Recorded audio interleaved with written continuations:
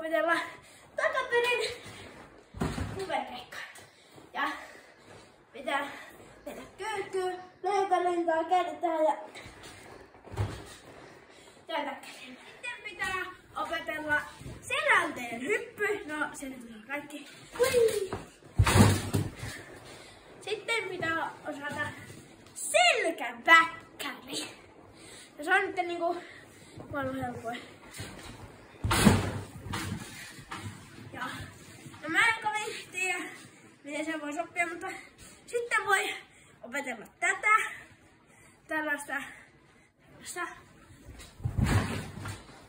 kun sen osaa hyvin, niin sitten kuvaaja sanoo. No joo. Sitten pitää opetella näin. Sivusta. Ja sitten ja voi tehdä näin sivusta näin.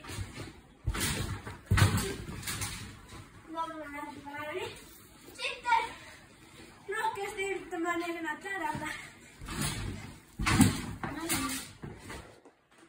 No niin, eli unohtu sanoa, että sä voit oppia selkäpäkkärin helpommin silleen, että takapelin kuperkeikissa jalkoja nostat ylemmäs. Eli vaikka tästä niin näin. Ja sitten vähän korkeammalta. Niin kuin vaikka tästä.